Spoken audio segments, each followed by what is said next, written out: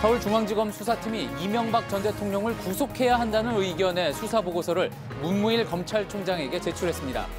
문 총장은 보고서를 검토한 뒤 이르면 다음 주 초 구속영장을 청구할지 최종 결정할 예정입니다. 남북정상회담준비위원회가 오늘 첫 회의를 열고 정상회담 조율을 위한 남북 고위급 회담을 추진키로 했습니다. 남북 고위급 회담을 3월 말에 추진하기로 하였으며 준비위원장인 임종석 비서실장은 남북 정상회담 이후에 한미 정상회담이 필요하다는 입장도 밝혔습니다. 성폭행 혐의로 수사를 받고 있는 안희정 전 충남지사 측이 남녀 사이의 애정 행위였다면서 혐의를 부인했습니다. 그러나 피해자 측은 안 전 지사와 피해자 간의 대화 내용 등을 볼 때 위력에 따른 범행이 분명하다고 반박했습니다. 자유한국당이 국무총리를 국회가 선출하자는 취지의 개헌안을 오는 6월에 발의하자고 제안했습니다. 청와대는 삼권 분립에 위배된다고 반대하면서 대선 당시 후보들이 공약했던 대로 6월에 개헌 투표를 해야 한다고 밝혔습니다. 오늘 문을 연 개포주공 8단지 재건축 견본주택에 하루 동안 10,000명 가까운 인파가 몰렸습니다. 시세보다 분양가가 수억 원 낮아 로또 아파트로 불릴 정도로 과열이 되자 당국은 청약가점을 높이려는 위장 전입이나 불법 전매가 기승을 부릴 수 있다고 보고 집중 단속을 벌이기로 했습니다. JTBC 뉴스룸 지금 시작합니다.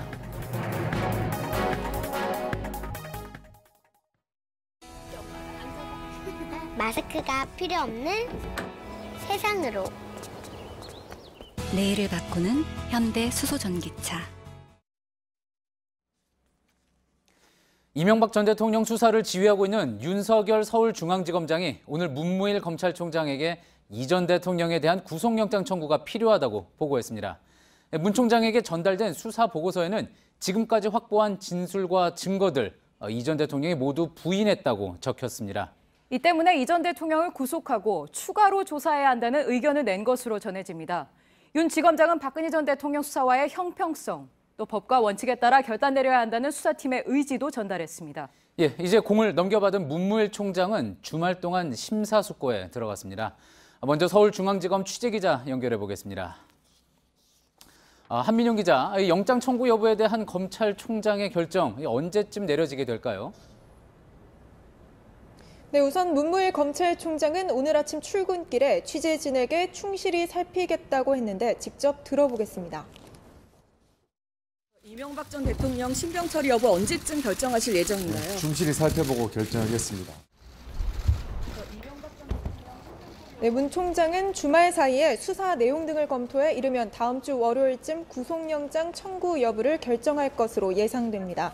수사팀이 보고한 이 전 대통령의 진술과 그동안의 수사 상황을 종합적으로 검토해 판단을 내릴 것으로 보입니다. 예, 그럼 문 총장이 영장 청구를 제거하면, 그러니까 이제 영장을 구속영장을 청구합시다 이렇게 이야기를 하면 그 다음 절차는 어떻게 되는 겁니까? 네, 문무일 검찰총장이 영장 청구를 제거하면 수사팀은 준비한 영장 청구서를 법원에 제출하게 됩니다. 영장 청구서엔 이 전 대통령의 주요 범죄 사실과 이틀 전 소환 조사 당시 진술을 분석한 내용이 모두 포함됩니다. 지난해 박근혜 전 대통령의 경우 영장이 청구되고 사흘 뒤 구속영장 실질심사 일정이 잡혔습니다. 예, 비슷하게 진행이 될 거라고 예상을 해볼 수가 있을 것 같은데요. 오늘 보고가 그런데 윤석열 중앙지검장이 서울중앙지검장이 직접 했다고 하죠. 어떤 내용들이 주로 담겼습니까? 네, 윤석열 서울중앙지검장과 수사 실무를 지휘한 한동훈 서울중앙지검 3차장이 오늘 오전 총장실을 직접 방문해 보고를 했습니다.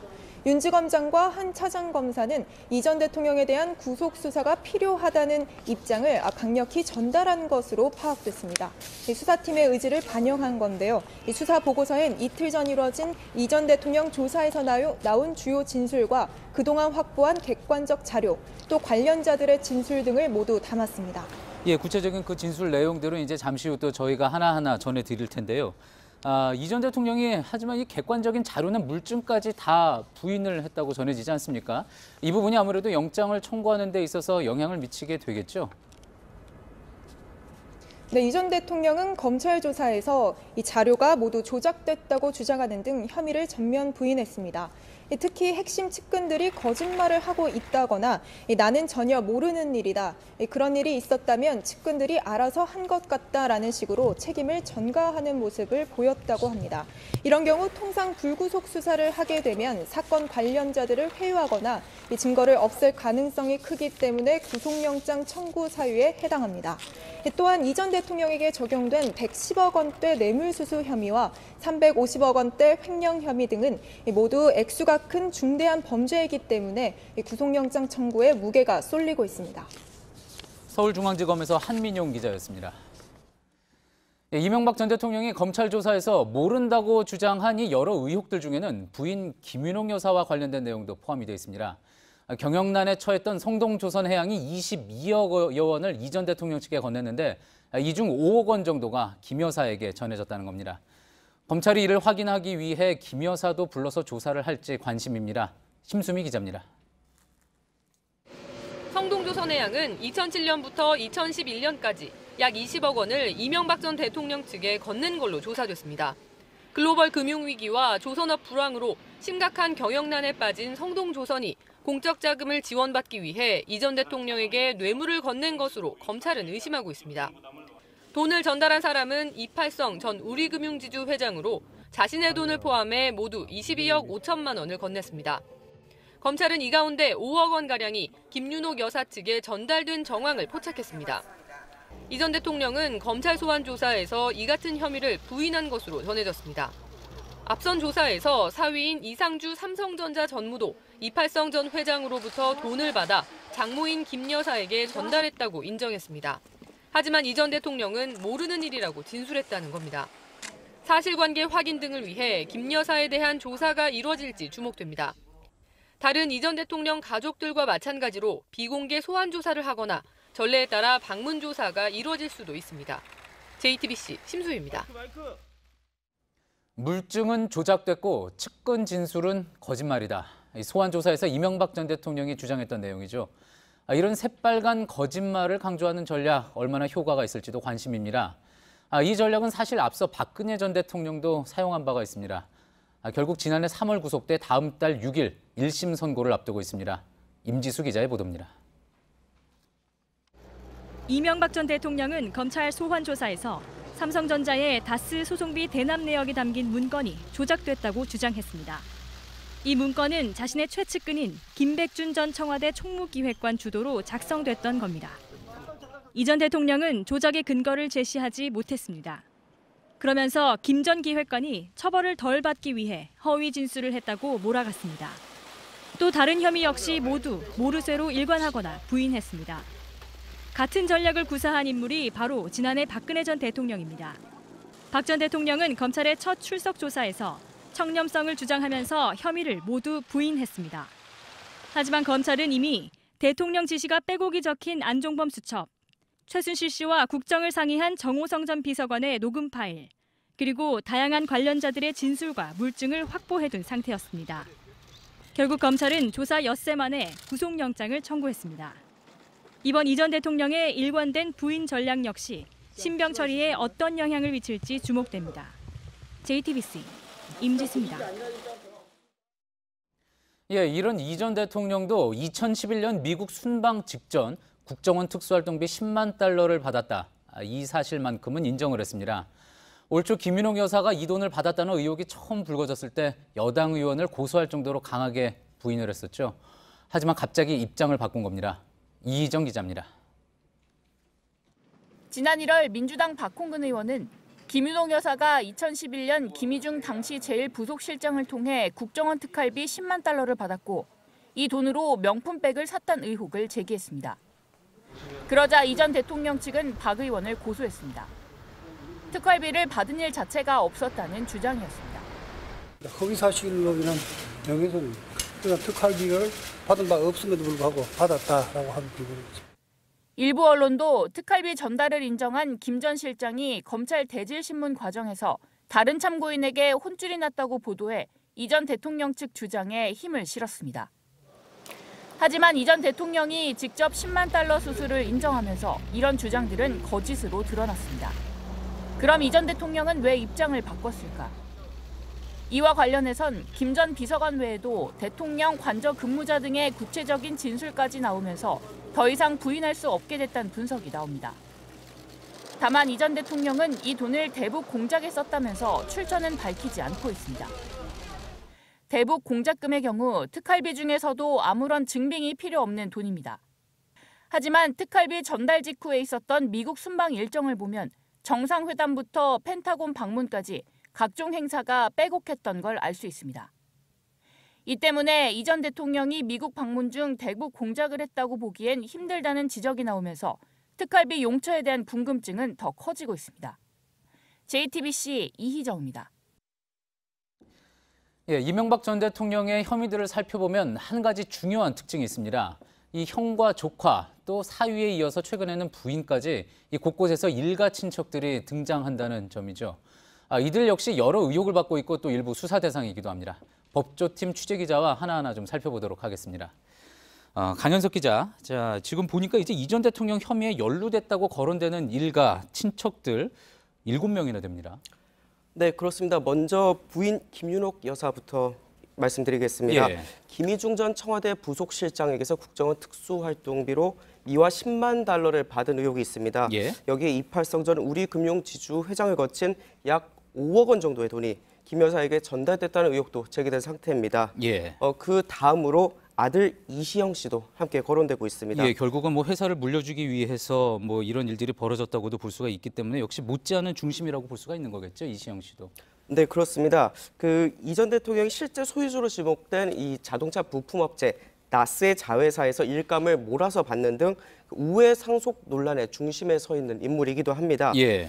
그다음에 사위 이상주 삼성전자 전무와 형 이상득 전 의원은 모두 뇌물이 전달되는 통로로 지목된 상태입니다. 예. 또 큰형 이상은 나스 회장 역시 나스 실소유주 논란이나 비자금 조성 의혹에 연루된 상태입니다. 이 밖에 사망한 처남 김재정 씨나 아내 권영미 씨 역시 사실상 차명재산 관리인이라는 것이 검찰의 판단입니다. 예, 그렇군요. 자, 이제 비교를 좀 한번 해보면은요. 박근혜 전 대통령이나 이 전 대통령 모두 어쨌든 여러 혐의들 중에 뇌물죄가 가장 큰 핵심이다. 뭐 이렇게 볼 수 있지 않을까요? 아무래도 형량도 제일 크고요. 자, 그런데 이번의 경우에 좀 다른 점은 일가 친척들이 대거 등장해서 이 전 대통령의 이익을 위해서 다 같이 움직였다. 뭐 이런 부분인 것 같습니다. 네, 그렇습니다. 말씀하신 대로 박 전 대통령의 혐의는 이제 법적으로는 뭐 뇌물죄, 강요죄 이런 것들이 있었지만 결국 그 40년 직위인 최순실 씨에게 이익을 몰아주기 위해서 대통령 권력을 남용했다는 게 바로 본질이었습니다. 예. 반대로 이 전 대통령의 범죄를 살펴보면 결국 본인 혹은 아들, 아내의 이익을 도모하는 그런 측면이 있습니다. 예컨대 다스라는 기업을 중심으로 형이 회장 자리를 맡았고 예. 또 조카가 부사장 업무를 수행하고는 있지만 결국 다스의 경영권을 아들 시영 씨에게 물려주려 한 대목이 대표적입니다. 예.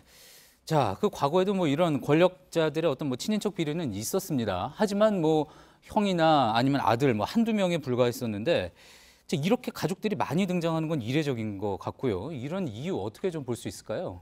네, 검찰 수사나 이제 저희 취재로 확인한 건 이 전 대통령이 자신의 명의로 이제 재산을 관리하지 않았기 때문입니다. 예. 1980년대부터 부동산과 차명으로 설립된 나스 등 대부분의 자산을 일가 친석 혹은 측근들 명의로 관리하기 원인이라고 볼 수가 있는데요. 예. 이 차명으로 수십 년간 관리해온 재산이 방대해졌고 다스에서 비자금을 조성하던 규모 역시 커지면서 결국 이 불법 행위를 하던 행태에 누수가 생겼다는 겁니다. 예.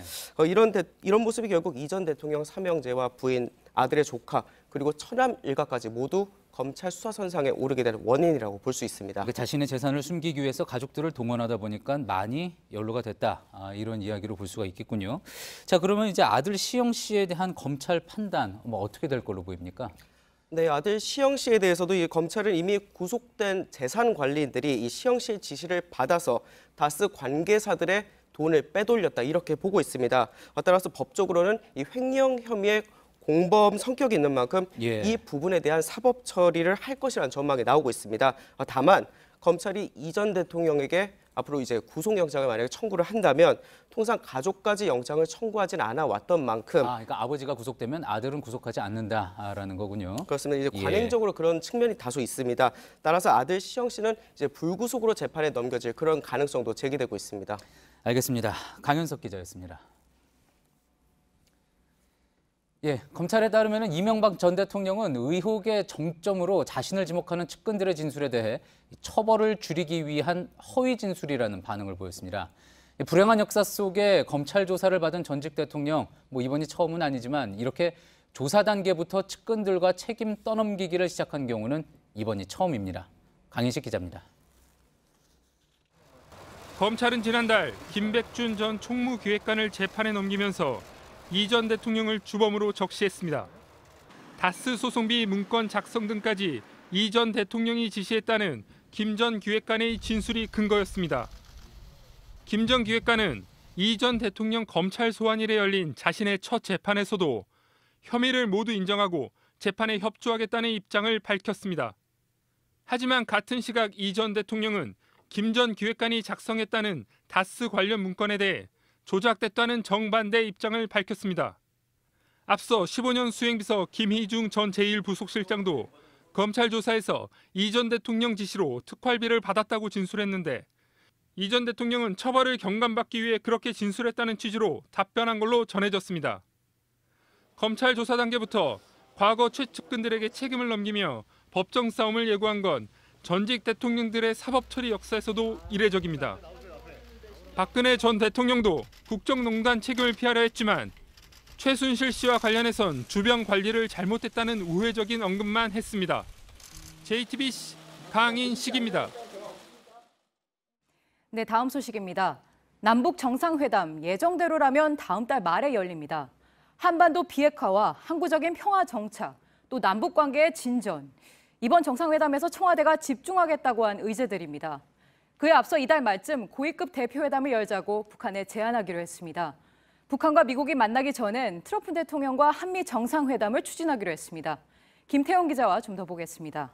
김 기자, 일단 정상회담 준비위원회가 오늘 첫 회의를 했습니다. 네. 북한 측에 고위급 접촉을 제안하기로 했죠. 그렇습니다. 이 달력을 보시면서 말씀을 드리도록 하겠습니다. 네. 이 문 대통령은 21일부터 해외 순방을 떠나 28일 날 돌아옵니다. 따라서 29일에서 30일쯤 고위급 접촉이 예상되는데 이때 정상회담 날짜가 확정될 가능성이 커 보입니다. 네, 지난번에 4월 말이라고는 했는데 네. 좀 더 날짜를 특정할 수는 없습니까? 다시 달력을 보시면서 말씀을 드리도록 하겠습니다. 네. 이 4월 말이면 20일에서 30일 사이가 되는데 다만 작년까지 북한이 군 창건일로 기념해오던 4월 25일은 우리 측에서 배제할 가능성이 큽니다. 또 주말을 제외하면 현재로선 26일이나 27일이 될 가능성이 커 보입니다. 네, 26일이나 27일 하루라는 얘기인가요? 이전에는 정상회담 때 평양으로 가다 보니까 2박 3일로 열렸던 걸로 기억하는데요. 네, 그렇습니다. 이 임종석 남북 정상회담 추진위원장은 현재로선 하루에 끝내는 게 유력하다고 설명을 하고 있습니다. 네. 이번 정상회담이 열리는 판문점 평화의 집은 1층에 기자실과 소회의실, 2층에 회담장과 남북회담 대표 대기실, 그리고 3층에 대회의실과 소회의실로 구성이 되어 있습니다. 회담 이외에 연회나 만찬 등의 이 부대 행사를 치르기가 쉽지 않은 구조고 따로 숙박시설도 갖추고 있지 않습니다. 임종석 위원장은 판문점 회담이란 새로운 형식이 남북 간 새로운 방법으로 자리 잡지 않을까 기대한다고 말을 했습니다. 네, 그리고 어제 저희가 남북과 북미 정상회담 사이에 한미 정상회담을 열 가능성이 있다고 보도했는데 오늘 네. 공식화한 거죠? 그렇습니다. 청와대는 한미 정상회담을 미국 측에 제안을 하겠다고 밝혔습니다. 네. 임종석 위원장은 남북 정상회담이 이루어지고 어느 정도 기간을 두고 이 북미 회담이 이루어진다면 가급적 한미 간 핵심 의제를 갖고 실무형이라 해도 한미 정상회담이 있는 게 좋지 않을까 생각한다고 설명을 했습니다. 청와대 고위 관계자는 이와 관련해 미국도 이 북미 회담 전에 문 대통령을 만나서 설명을 듣고 북미 회담 의제를 조율하는 데 적극적일 걸로 보인다며 성사 가능성을 높게 봤습니다. 네, 여기까지 듣죠. 김태용 기자였습니다. 네, 문재인 대통령은 오늘 오후 아베 신조 일본 총리와 통화했습니다. 전화 통화에서 북한이 미국뿐 아니라 일본과 관계도 개선해야 남북 관계가 진전된다고 말했습니다. 아베 총리는 2002년 고이즈미 총리의 평양 선언을 언급하며 정상회담을 계기로 북일 대화의 가능성에 기대감을 나타냈습니다. 네, 이런 가운데 북한의 이용호 외무상이 스웨덴을 방문하고 있죠. 북미 정상회담을 앞두고 사전 조율이 있을 거란 관측이 나옵니다. 현재 김성탁 특파원이 가 있는데 전화로 연결하겠습니다. 김 특파원, 이 외무상이 스웨덴 총리도 만난 거죠? 네, 이곳 시각 15일 저녁 스톡홀름에 도착한 이 외무상 일행은 언론과 접촉하지 않은 채 공항을 빠져나와 북한 대사관으로 향했습니다. 이후 스웨덴 외무부로 직행해 오후 8시 30분부터 밤 늦게까지 발스트롬 외무장관과 만찬에 이은 회담을 했습니다. 오늘 아침에도 스테판 레벤 총리를 만난 데 이어 모처에서 비공개 회담을 하고 있습니다. 네, 아직도 비공개 회담을 하고 있다고 했는데 예정보다 일정을 늘린 것으로 전해지는데 어떤 논의가 있었다고 합니까? 스웨덴 외무부와 이 외무상 등은 향후 계획을 밝히지 않고 있는데 이곳 언론은 이 외무상이 금요일인 16일 귀국하려던 계획을 18일로 늦췄다고 전했습니다. 특히 양측의 회담에 스톡홀름 국제평화연구소, 시프리가 참여해 북한의 비핵화 의지를 확인하게 될 것이라고 현지 STB 뉴스가 정부 소식통을 인용해 보도했습니다. 시프리는 핵 군축 등을 전문적으로 다루는 기구인데 스웨덴이 북미 회담을 앞두고 북한의 진위를 대신 확인하고 있다는 분석이 나옵니다. 북한이 북미 정상회담에서 무엇을 얻고 싶어 하는지, 그리고 정상회담의 조건과 예상 일정 등을 명확히 하는 계기가 될 것이라는 보도도 전해지고 있습니다. 네, 그리고 당초 북미 접촉도 있을 거라는 예상도 있었는데 그런 움직임은 없었습니까? 미 국무부는 대표단을 이곳에 보내지 않았다고 밝혔습니다. 이에 따라 스웨덴이 미국을 대신해 북한 측과 사전 정지 작업을 벌이는 것으로 관측되고 있습니다. 북한에 중단 없이 대사관을 열어놓고 있는 스웨덴은 미국의 영사 업무를 대리하고 있습니다. 또 미국이 주도하는 북대서양 조약기구에 가입돼 있지 않습니다. 북한에서 보기에 안전과 신뢰 측면에서 장점이 많은 서방 국가죠. 북미가 직접 만나는 대신 이 외무상과 스웨덴 정부 인사가 간접 조율에 나섰다고 볼 수 있는 배경입니다. 북한에 억류 중인 한국계 미국인 3명을 석방하는 문제도 다뤄질 전망입니다. 현재 이 외무상은 언론의 질문에 일절 함구하고 있는 상황이고 스웨덴 외무부가 회담이 끝나면 논의 내용을 발표하겠다는 입장입니다. 네, 좀 더 지켜보도록 하죠. 스웨덴 현지에서 김성탁 특파원이었습니다. 세라 샌더스 백악관 대변인은 국무장관 경질에도 북미 정상회담 준비에는 차질이 없을 것이라고 했습니다. 정상회담을 위한 실무 준비도 진행하고 있다고 해 북미 사전 접촉의 가능성도 열어뒀습니다. 또 트럼프 대통령이 무역과 주한미군 철수를 연계할 수 있다고 했다는 워싱턴 포스트 보도에 대해선 미국과 한국 사이에 틈이 없고 관계가 견고하다고 밝혔습니다.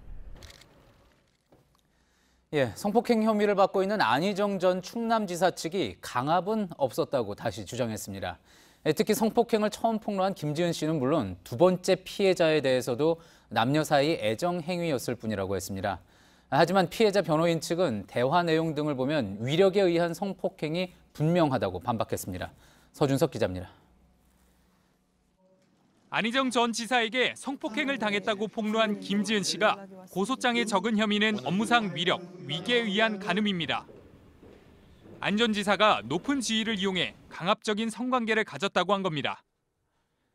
안 전 지사의 법률 대리인은 성행위는 있었지만 강압은 없었다고 혐의를 재차 부인했습니다. 그러면서 안 전 지사와 고소인과의 성관계는 남녀 간의 애정행위라고 주장했습니다. 또 두 번째 피해자인 연구원 직원과는 안 전 지사가 연구원 운영 등에 관여하지 않아 업무상 위력 관계가 성립하기 어렵다고도 했습니다. 하지만 피해자 측은 안 전 지사와 피해자 간의 대화 내용 등을 보면 위력에 의한 성폭행이라는 게 분명해질 것이라고 반박했습니다. 검찰은 참고인 조사 등이 끝나는 대로 안 전 지사를 다시 소환할 예정입니다.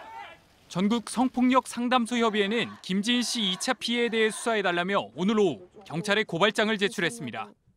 JTBC 서준석입니다. 성추행 의혹을 받고 있는 정봉주 전 의원이 사건 당일 자신의 동선을 기록한 수백 장의 사진이 있다고 주장했습니다. 결백을 입증할 증거라면서 검찰에 제출하겠다고도 했는데 성추행 의혹을 처음 보도한 프레시아는 정 전 의원을 명예훼손으로 맞고소했습니다. 김혜미 기자입니다. 정봉주 전 의원이 오늘 공개한 사진 한 장입니다. 정 전 의원이 팟캐스트 출연진들과 함께 있고 사진 속 스마트폰은 오전 11시 54분을 가리킵니다.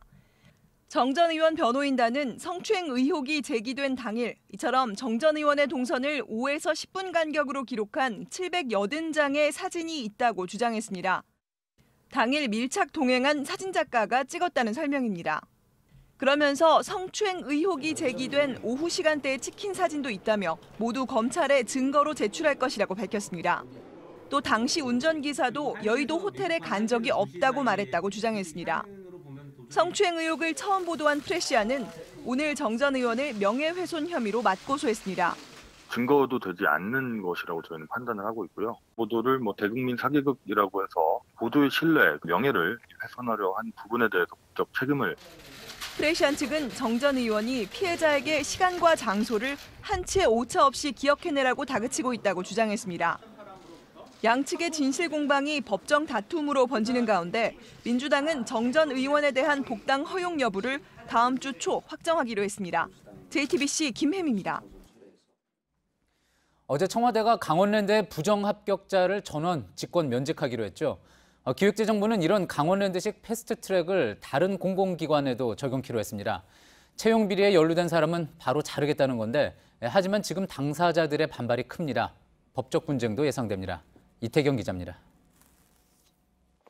기획재정부는 공공기관 채용 비리 전수조사에서 적발된 부정합격자 100명의 직권면직을 서두르기로 했습니다.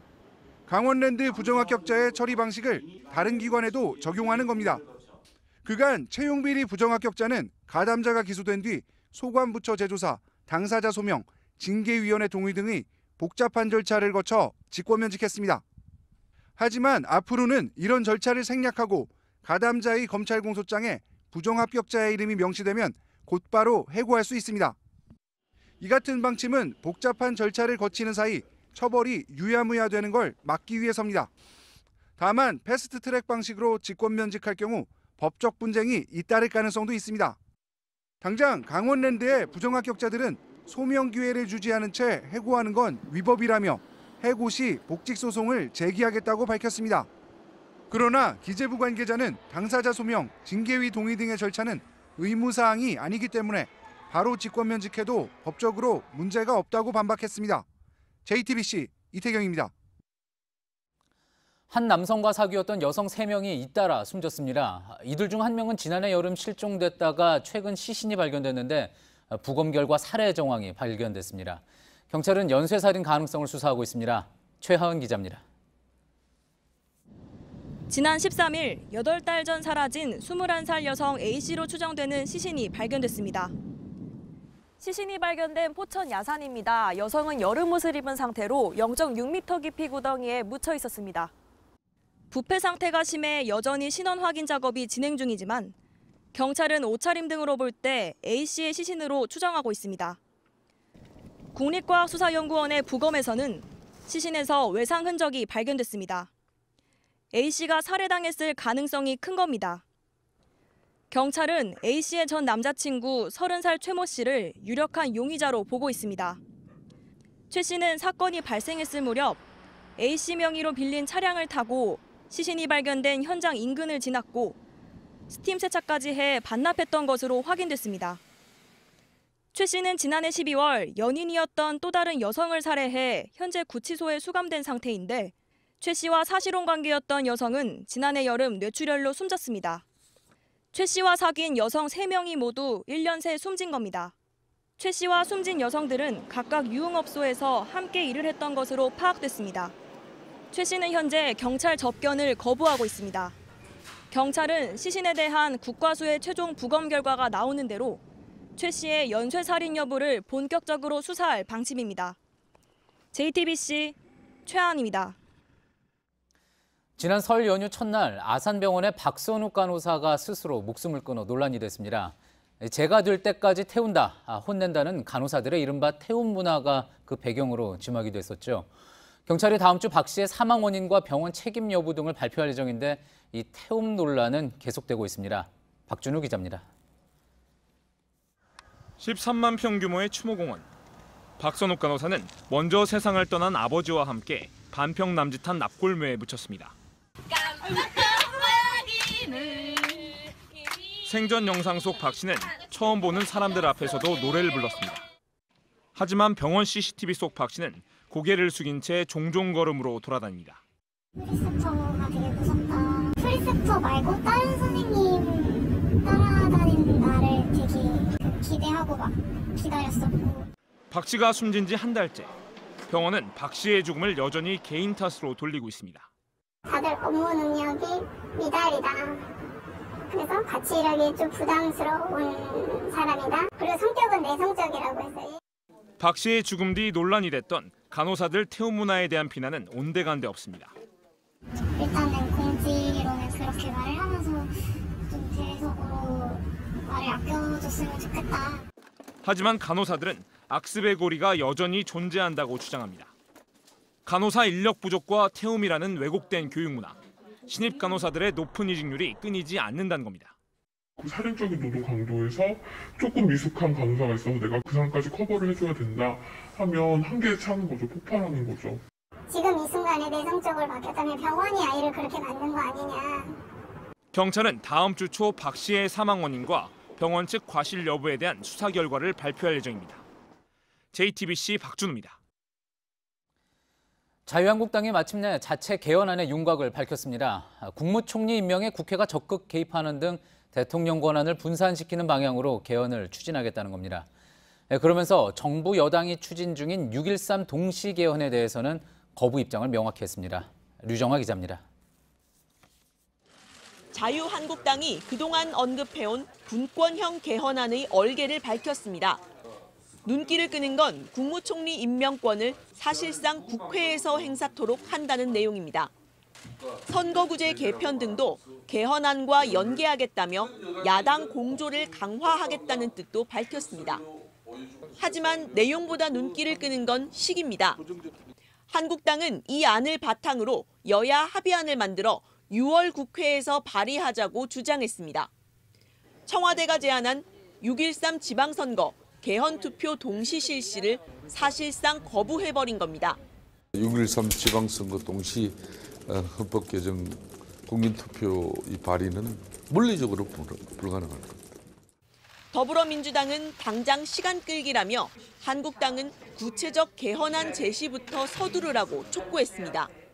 헌법상 보장되어 있는 대통령의 개헌 발의를 막기 위한 전형적인 꼼수입니다. 청와대는 내용을 비판했습니다. 한 관계자는 총리 선출권을 국회가 갖는 건 사실상 내각제라며 삼권 분립의 위배라고 주장했습니다. JTBC 유정화입니다. 지방선거를 앞두고 요즘 광역의회들이 시끄럽습니다. 다양한 목소리를 담기 위해 한 선거구에서 3명이나 4명의 기초의원을 뽑을 수 있도록 안을 만들었는데 이게 의회에서 상정되는 족족 부결이 되고 있습니다. 지방의회를 장악한 거대 정당들의 담합 때문이라는 지적이 나옵니다. 배승주 기자입니다. 경남도 의회 출입문을 사이에 두고 청원 경찰과 시민단체 회원들의 대치가 한창입니다.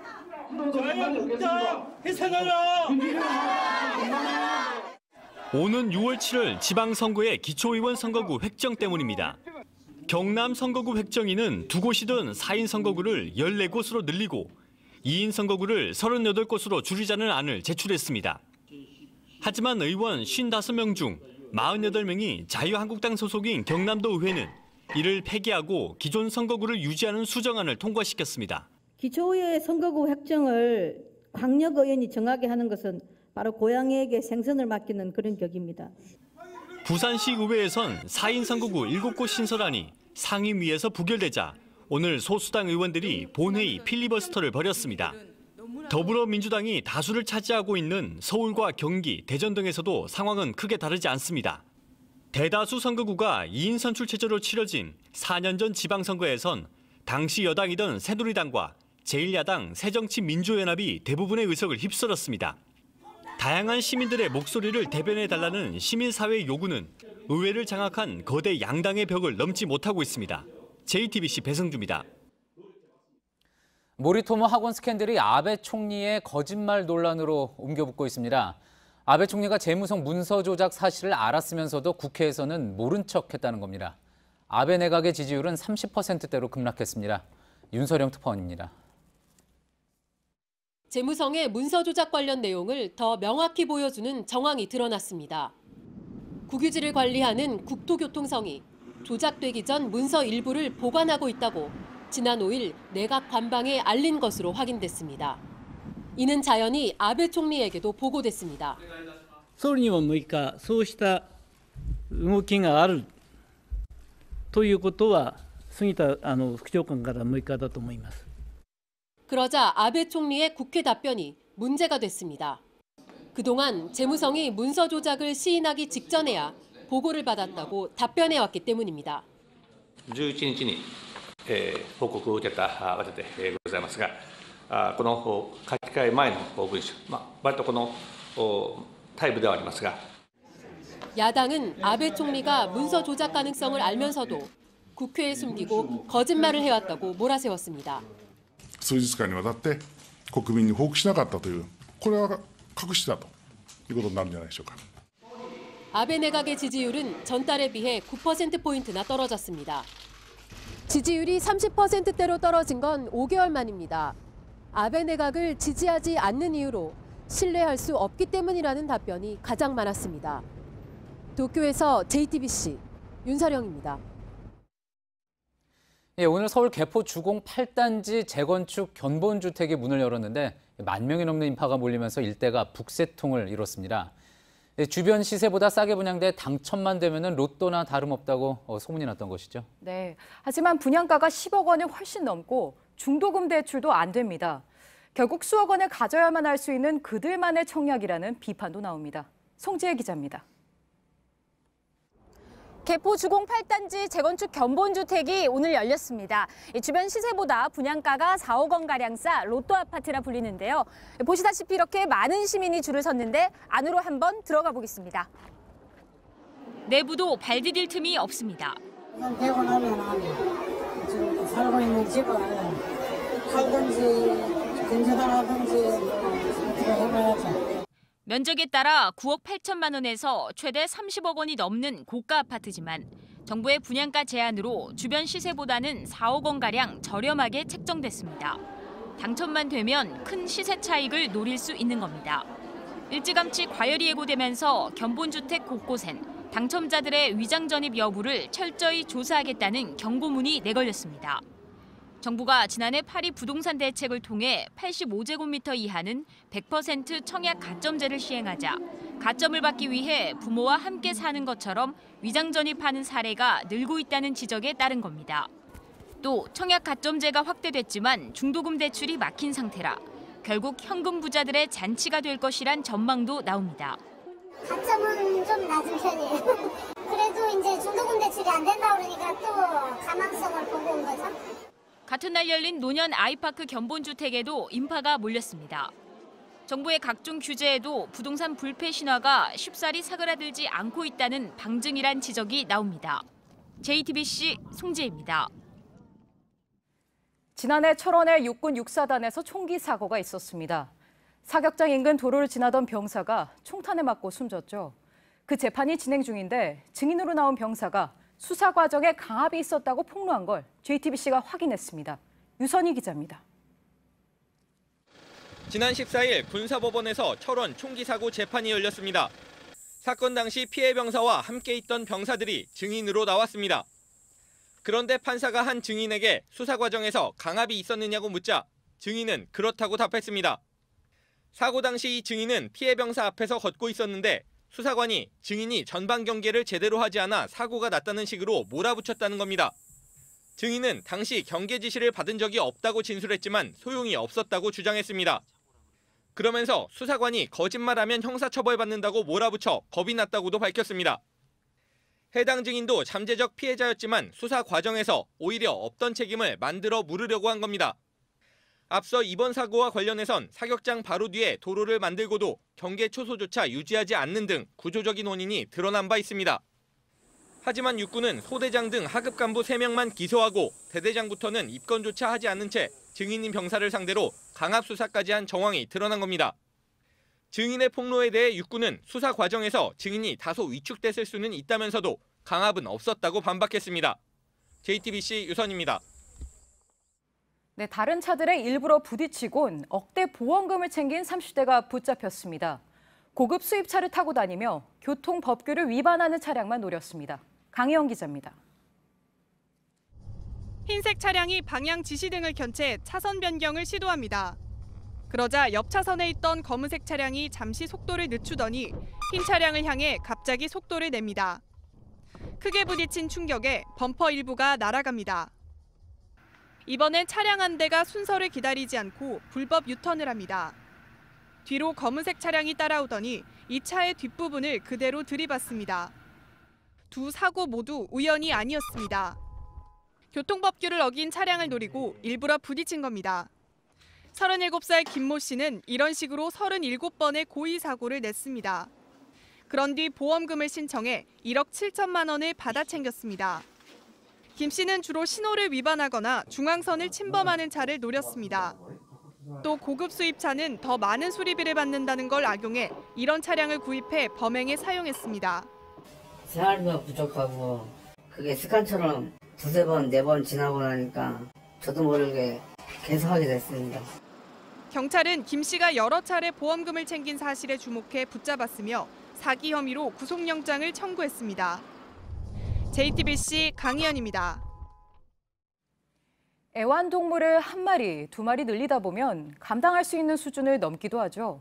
물론 동물을 사랑하는 마음이겠지만 결국 버리는 경우가 많습니다. 동물도 상처받지만 이웃 주민도 괴롭습니다. 어한이 기자입니다. 서울 마포구의 한 주택가입니다. 개가 짖는 소리가 들리는데요. 이곳에 사는 A씨는 작년 말까지 33마리의 강아지를 기르고 있었습니다. 아유, 깜짝 진짜. 시기 다 이렇게 놀러주는 거야, 이거. 문열어놓으면 또 여기 근처 돌아다니면 좀 무서워요. 결국 A씨는 최근 강아지 12마리를 한 동물시민단체 건물 앞에 버렸습니다. CCTV 등으로 추적해 찾아간 A씨 집에는 여전히 강아지 5마리가 있었습니다. 이 중 4마리는 심장사상충에 감염돼 있었습니다. 이처럼 스스로 감당하기 어려울 정도로 많은 동물을 기르는 사람을 애니멀 호더라고 합니다. 결국 동물을 버리는 경우가 많아 동물 유기 위험군으로 분류하기도 합니다. 외국에서는 애니멀 호더 문제가 발생하면 국가에서 동물을 압수하고 사육을 금지합니다. 하지만 우리나라에선 법적인 근거가 없어 규제는커녕 주인 동의 없인 구조 활동도 못합니다. 힘들었죠. 내가 잘 기르고 있는데 무슨 소리냐. 이게 학대가 아니다. 무책임한 사육 행위가 동물 학대와 보건상 문제로도 번질 수 있는 만큼 애니멀 호더에 대한 대책이 필요하다는 지적입니다. JTBC 어환입니다. 네, 이번 패럴림픽은 이틀 뒤에 끝납니다. 장애를 이겨낸 선수들도 감동적이지만 묵묵히 최선을 다한 자원봉사자들도 대회를 빛냈습니다. 조승현 기자입니다. 한복을 입고 휠체어에 탄 윤석규, 윤승희 씨가 반갑게 사람들을 맞이합니다. 각각 1급과 3급 지체장애를 갖고 있지만 패럴림픽 기간 내내 봉사에 나섰습니다. 우리가 뭐이 부끄럽습니까? 그냥 얼마든지 할 수 있는 게 있다면은 진짜 나와서 같이 이렇게 호흡을 하면서. 3급 지체장애인 하태규 씨도 밝은 미소를 잃지 않고 다른 사람을 돕습니다. 그 연습하는 과정들이 저도 너무나도 잘 알기 때문에 그런 부분에 의해서는 좀 저도 울컥하는 것 같습니다. 패럴림픽 조직위원회에 등록된 자원봉사자 5,700여 명 가운데 하 씨처럼 장애를 가진 사람은 34명입니다. 윤석규, 윤승희 씨처럼 평창군 소속으로 자원봉사를 하는 경우도 많습니다. 불편한 몸으로 고된 업무를 소화할 수 있을까 하는 우려와 달리 오히려 더 적극적으로 활동하고 있습니다. 한국과 특별한 인연을 가진 외국인도 눈에 띕니다. 러시아에서 온 아나스타샤 씨는 고려인 4세입니다. 증조 할아버지의 나라에서 열리는 패럴림픽을 보며 뿌듯함을 느낍니다. 한국에서 열리는 패럴림픽도 한국이 이렇게 지금 성장하는 그걸 보여주는 거 아닌가 싶어요. 꿈과 열정을 가진 자원봉사자들이 평창 패럴림픽을 더 빛나게 하고 있습니다. JTBC 조승현입니다. 후배 검사 등 2명을 강제추행한 혐의로 재판에 넘겨진 김모 부장검사가 오늘 재판에서 공소 사실을 모두 자백하고 증거에도 동의한다고 했습니다. 검찰은 2차 피해를 우려해 앞으로 재판을 비공개로 해달라고 요청했습니다. 오늘 오전 9시쯤 대구 달서구의 파출소 인근 도로에서 이모 경사가 자신의 차 안에서 머리에 총상을 입고 숨진 채 발견됐습니다. 이 경사는 출근한 뒤 총기와 실탄을 받아갔는데 경찰은 일단 스스로 목숨을 끊은 것으로 보고 있습니다. 미국 플로리다 마이애미에서 신축 중이던 육교가 현지 시간 15일 왕복 8차선 도로 위로 무너졌습니다. 무게 950톤, 높이 53m의 육교가 주저앉으면서 차량 8대를 덮쳐 적어도 4명이 숨지고 10명 가까이 다쳤습니다. 현지 시간 15일 러시아 야쿠츠크 공항에서 금괴 9톤을 실은 수송기가 문이 부서지면서 일부가 쏟아지는 일이 발생했습니다. 3톤가량 떨어져 주민들이 몰려들자 경찰은 주변을 통제하고 금괴를 회수했습니다.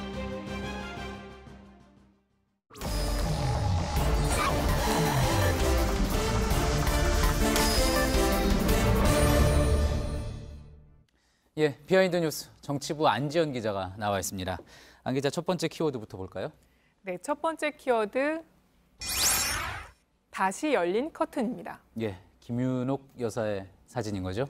네, 그렇습니다. 오늘 국민일보가 보도한 사진인데요. 오늘 오전에 논현동 자택에서의 모습입니다. 보시는 것처럼 김윤옥 여사가 팔짱을 낀 채 무표정한 표정으로 발코니에 나와 있는 모습인데요. 뭐 특별히 지금 화면에 나오고 있는데 특별히 어떤 뭐 이야기를 하거나 그런 것 없이 그냥 다시 들어간 건가요? 네, 그렇습니다. 이렇게 팔짱 낀 채 밖을 보다가 다시 들어간 모습이 사진으로 찍힌 건데요. 그런데 논현동 자택의 모습 어제만 해도 이와는 달랐습니다. 이 모든 창문이 이렇게 커튼으로 가려져 있어서 내부를 볼 수가 없었는데요. 취재진이 다 빠져나갔다고 생각했는지 오늘 발코니에 나왔다가 이렇게 취재 카메라에 잡힌 겁니다. 그렇군요. 아, 저렇게 중요한 사건이 있을 때마다 이제 저는 한 장의 사진 많이 화제가 되곤 하는데 자, 뭐 뉴스에 관심이 되는 사람들은 뭐 카메라를 피한다고 해도 결국은 또 모습이 이렇게 많이 잡히고 그러지 않습니까? 가장 또 최근에 떠오르는 부분이 우병우 전 수석 사진이었던 것 같습니다. 네, 맞습니다. 바로 뒤로 사진이 나올 텐데요. 지난 2016년도에 찍힌 사진이었습니다. 이 검찰의 조사를 받고 있는 우 전 수석이 보시는 것처럼 팔짱을 낀 채 웃는 모습이 카메라에 찍히면서 논란이 됐습니다. 이 당시에 겁먹은 검찰이라는 뜻의 겁찰, 또 갑질하는 우병우라는 뜻의 우가부라는 말까지 나오기도 했는데요. 그러니까 한마디로 황제 조사 아니냐 이런 비판이 많았는데 우 전 수석은 나중에 이에 대해서 추워서 팔짱을 꼈다 이렇게 해명하기도 했습니다. 이 해명은 직접 들어보겠습니다. 일어서서 좀 쉬면서 추웠기 때문에 파카를 또 팔짱을 끼고 했던 겁니다. 분명히 그때는 수사 중은 아니었습니다. 휴식 중이었습니다. 그러니까 보도가 됐던 사진 때문에 저렇게 국회에서 따로 해명을 하기까지 했었던 일이었죠. 자, 저 사건 뒤로는 검찰이 이제 조사실 커튼을 특별한 사람이 조사를 받고 있을 때 조사실 커튼을 다 내린다고 들었습니다. 네, 맞습니다. 저 사진이 보도된 다음 날 보시면 우 전 수석이 조사를 받던 이 조사실의 창문이 아예 종이로 막혀 있었습니다. 또 그젯밤 이명박 전 대통령의 조사 때도 해당 조사실의 창문은 빛도 새어나오지 않게 아예 차단됐습니다. 앞으로 이런 식의 사진 특종은 나오기가 힘들겠군요. 네, 점점 더 어려운 구조로 되는 겁니다. 그런데 이 커튼하면 또 생각나는 사람이 바로 전두환 씨인데요. 지난 1996년에 당시 내란 등의 혐의로 구속됐던 전두환 씨가 이 구속에 반대하면서 단식 투쟁을 하다가 이 건강 악화로 이 병원에 이송된 적이 있었습니다.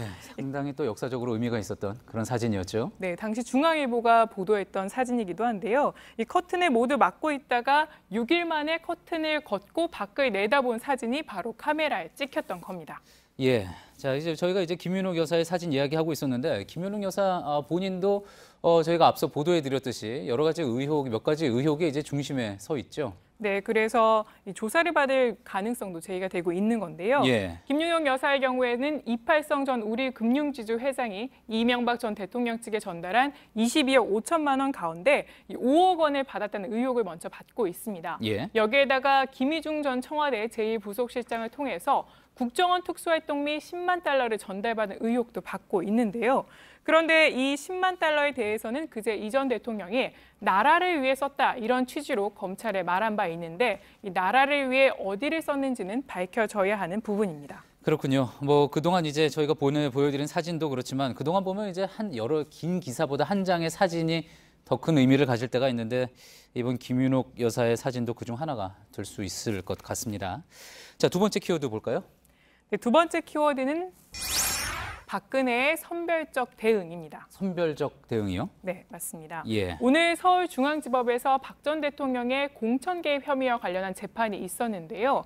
여기에 출석한 박 전 대통령의 변호인은 이 공천 개입 의혹에 대해서 이 피고인은 공소사실 내용을 지시하고 보고받고 승인한 바 없다. 한마디로 관련 혐의를 부인했습니다. 예. 그런데 박 전 대통령은 지난해 10월 구속이 연장된 이후에 이 재판을 이른바 보이콧한 바 있는데요. 이 재판에 출석을 안 하는 것은 물론 국선 변호인의 접견도 그동안 계속 거부해 왔습니다. 예. 그런데 이번에 재판에 보는 혐의에 대해서 5개월 만에 직접적으로, 그러니까 간접적으로 입장을 낸 겁니다. 그러네요. 자, 그렇다면은 국선 변호인이 그동안 만나지도 않았었는데 이번에 접견을 해서 그러면 그 메시지를 받은 겁니까? 다만 오늘 그 국선 변호인은 접견 여부에 대해서는 뚜렷하게 입장을 밝히진 않았습니다. 다만 박 전 대통령의 의사를 확인했다 이렇게만 얘기를 했는데요. 저희가 구치소 측에 확인한 결과 다만 이번 달에는 국선 변호인의 접견은 없었습니다. 자, 그렇다면 어떻게 메시지를 받았는지도 궁금하네요. 네, 그렇습니다. 근데 지난 국정농단 사건 재판에 담당했던 국선 변호인에게 저희가 전화를 해본 결과 지난 5개월 가까이 매주 접견을 가서 시도를 했는데 단 한 차례도 접견에 응하지 않았고 이에 대한 답신도 없었다 이렇게 말을 했습니다. 그러니까 이 변호사도 굉장히 이번 반응이 이례적이라는 입장이었는데요. 이례적으로 공천 개입 혐의 담당 변호사에게는 간접적으로나마 입장을 전달한 걸로 추정이 됩니다. 변호사에게도 이례적인 일이군요. 자, 왜 그런 걸로 보입니까? 따로 이유가 있습니까? 현재로서는 추측만 가능한 상황입니다. 이 공천 개입 혐의 재판이 이제 시작됐기 때문에 박 전 대통령이 정치적으로 민감한 이 부분에 대해서만 입장을 내겠다 마음 먹었을 수 있고요. 또 하나는 최근 이명박 전 대통령이 검찰 조사를 받은 만큼 여론 대응에 나섰을 가능성도 제기되고 있습니다. 그렇군요. 다 뭐 추측일 뿐이기는 하지만 1심 선고가 이제 4월 6일이죠. 네. 다른 혐의에 대해서도 이런 식으로라도 입장이 나올 수 있을지 한번 지켜봐야 되겠습니다. 지금까지 비하인드 뉴스 안지연 기자였습니다. 네, 끝으로 날씨 보죠. 내일도 오늘처럼 맑고 공기도 깨끗해 나들이 하기 좋습니다. 오전까지는 바람이 강해서 체감 온도가 낮겠지만 오후엔 평년 기온을 회복하겠습니다. 맑은 날씨는 일요일 오전까지 계속되다 오후 늦게 충청과 전라도에 비가 오겠습니다. 오늘 밤샘 토론은 한반도 운명의 봄, 평화로 이어지나라는 주제로 밤 12시 20분부터 시작합니다. 또 뉴스가 끝난 뒤에는 사회적 문제가 된 앞서 또 저희가 보도해드렸었죠. 이 간호사들의 태움 문화에 대해서 취재 기자들과 좀 더 깊이 이야기 나눠보겠습니다. 네, 저희가 준비한